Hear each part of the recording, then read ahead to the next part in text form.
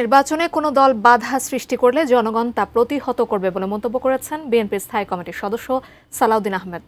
অন্যদিকে দলটির সিনিয়র যুগ্ম মহাসচিব রুহুল কবির রিজভী বলেছেন, পরাজিত শক্তি টাকা খরচ সহ নানা অপঘাতের চেষ্টা করছে, জনগণের প্রতিরোধে তা পারছে না। আলাদা দুটি অনুষ্ঠানে তারা এসব কথা বলেন।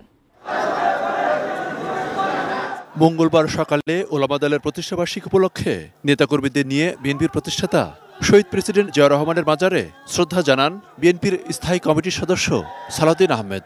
পরে তিনি সাংবাদিকদের বলেন, গণতান্ত্রিক পরিবেশের জন্য রাজনৈতিক দলগুলোকে নির্বাচনমুখী হতে আহ্বান জানিয়েছে বিএনপি। আমরা ধর্মের ভিত্তিতে রাজনীতিতে কোনো বিভাজন চাই না। অ্যান্টিব্যাকটেরিয়াল অ্যাডিটিভ যুক্ত সেরা ওয়াটার ট্যাঙ্ক বিশুদ্ধ পানিতে ব্যাকটেরিয়া জন্মাতে দেয় না। তবে নির্বাচনকে বাধাগ্রস্ত করতে দেশি বিদেশি ষড়যন্ত্র থাকতে পারে বলেও আশঙ্কা জানান তিনি। বাংলাদেশের সকল জনগণ এখন নির্বাচনমুখী।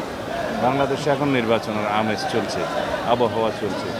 সকল প্রার্থীরা, সম্ভাব্য প্রার্থীরা এবং জনগণ ভোটের জনসংযোগে আছে।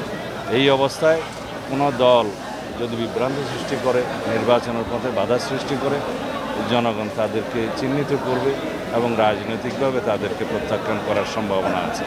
অন্যদিকে ঢাকা বিশ্ববিদ্যালয়ের জগন্নাথ হলের পূজা মণ্ডপ পরিদর্শন ও শুভেচ্ছা বিনিময়কালে বিএনপির সিনিয়র যুগ্ম মহাসচিব রুহুল কবির রিজভী বলেন, দুর্গাপূজাকে বাধাগ্রস্ত করতে নানা অপতৎপরতা চালাচ্ছে পরাজিত শক্তি।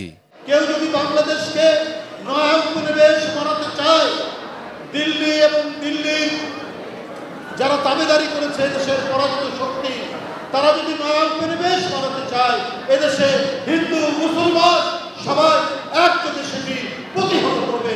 মনিরুল ইসলাম মিন্টু, 18 নিউজ, ঢাকা।